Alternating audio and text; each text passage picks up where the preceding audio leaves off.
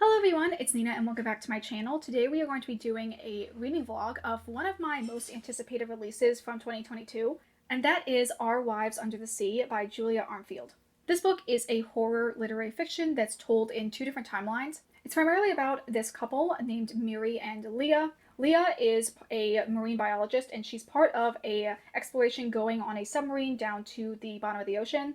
And while she's down there, something very mysterious happens that when she returns from the surface causes a lot of strife between her and her wife Miri. So the two timelines are following Leah while she's down during the expedition in the ocean, and the other timeline is after the fact, Miri kind of dealing with whatever happened to her wife that has changed their relationship. This book is obviously very up my alley because it's sapphic with a married lesbian couple as the main characters. And I really like more artsy horror, so I'm interested in seeing those elements in the story. I'm actually going to be reading this digitally. I got a copy through my library, but I'm really hoping, really fingers crossed, that I enjoy this book because I really would love to get the physical copy. The British hardcover is really beautiful. I love the cover design. It's good, and if I enjoy the book, I would love to add it to my collection. So with that intro out of the way, let's get into the rest of the video.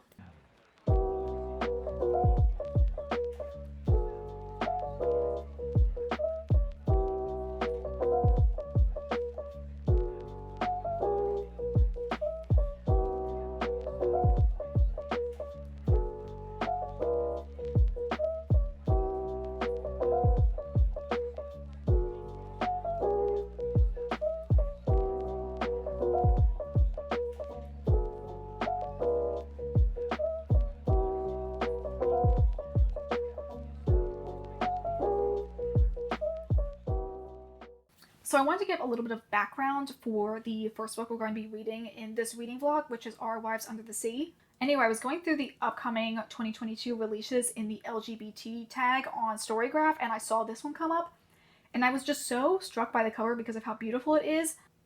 It's just giving that perfect level of artsy, creepy horror that I really am drawn to. Talking about the cover, we obviously have to bring up the elephant in the room, which is the very ugly US cover.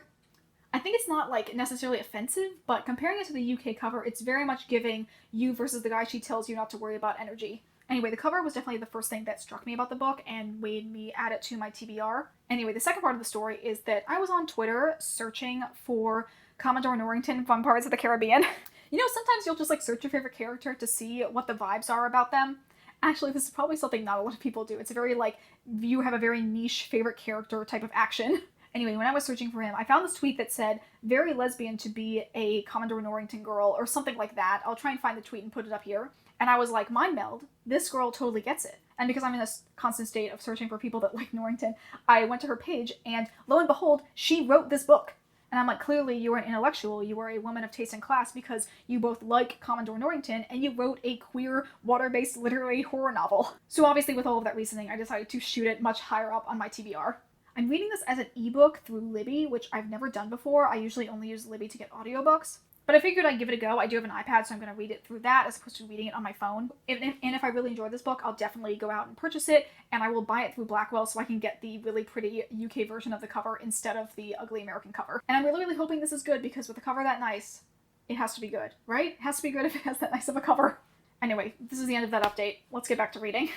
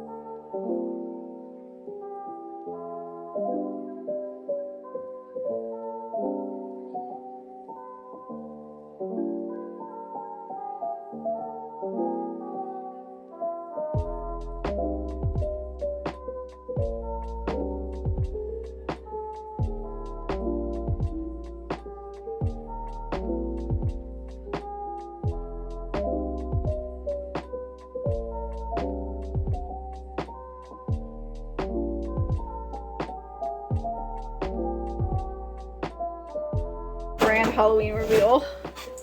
Spooky Halloween. Spooky Halloween!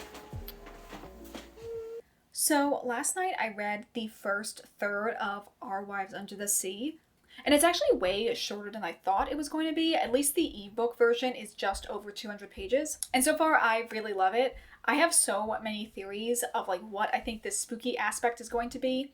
It's really taking a lot of time slowly building up the suspense. I just love all of the details about Miri and Leah's relationship. It really feels, and probably because it was, that there's just so many details where I can tell that a queer woman wrote this. Just the way she talks about the relationship and the way that it being two women changes the dynamic is like so accurate. So yes, I'm really enjoying this so far. I'm definitely going to try and read more of this later tonight. As usual, I'm updating you right before I have to go to my night class, so I will talk to you again, hopefully tomorrow.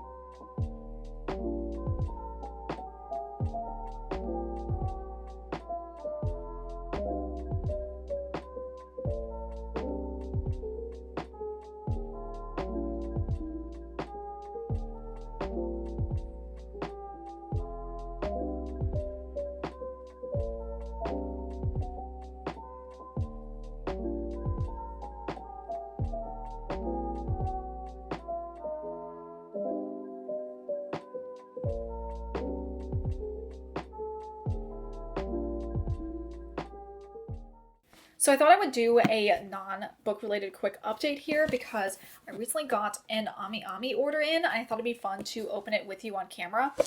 So this is basically a kind of like birthday gift to myself that I somewhat forgot that I ordered.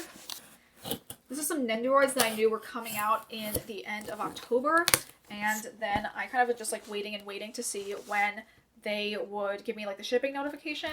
I ended up getting DHL shipping, which I wouldn't recommend for only its price, but it did get here very, very quickly.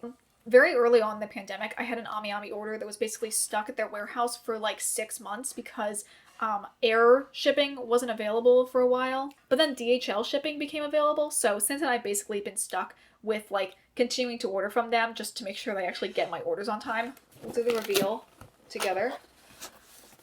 And then... there they are! Yeah, so I got the Kingsman Nendoroids because I got really into the Kingsman movies this last year. Basically, I was like looking at Kingsman like fan art and stuff, I think on Pinterest, and then I saw like an image of these Nendoroids, and I was like, oh no, these probably came out in like 2017 back when Golden Circle was released, but joke's on me, they literally like hadn't even been released yet. So as soon as I realized they were like still up for pre-order on Ami Ami, I had to go ahead and snatch them up. So we've got Eggsy. Here he is. Oh, so cute. And it's so cute. He comes with a little JB. And then we obviously have Harry. And this is the Golden Circle version. So he has his eye patch after the events of what happened in the first movie. They're so cute. I can't wait to set these up. I honestly don't know if I'm going to take them out of their packages right now because I have like almost no display space for my Nendoroids. I think we have like one Nendoroid out and it's on my bookshelf. But yeah, I need to find a place to properly display them. It's still a long ways away, but I can't wait until we move out of this apartment, if only that I can buy like a nice figure case and have everyone together in one like nice display area. But honestly, very, very pleased with my purchase, and I'm very glad I ended up getting them. So I have now finished Our Wives Under the Sea. I think I'm going to give this a 4-star ranking. One thing I liked about the book was the length. I thought it was just the right amount of background information and tension building. I feel like I do just prefer shorter horror novels in general. I also felt that the themes of the book were well developed and made sense and were articulated well. The main reason why I'm giving this a 4 stars and not any higher is because of the ending. So what I thought the ending was going to be, like what the twist was, I had anticipated it being something else, And I kind of feel like I like my made up version in my head versus the version that they went with in the story. I got to the same end result as the actual story, but the sort of reasoning behind it, I feel like my version in my head made a little bit more sense. I just feel like the reasoning was not 100% well explained or made sense with the rest of the kind of clues we were getting throughout the story. Still, I feel like this was a very successful reading vlog because I did really enjoy the book that I read, and it still lived up to the hype that I was building in my head, even if it's not a 5 stars. So this is definitely a book I will be adding to my Christmas list this year to hopefully add to my collection. But that is it for this vlog. Thank you guys so much for watching. Please consider liking this video or subscribing if you aren't already. Also consider following me on Storygraph, which I have linked down below if you're interested in seeing what I'm reading in real time. But that is it for me today. I hope you all have a wonderful day, and I will see you all in the next video. Bye!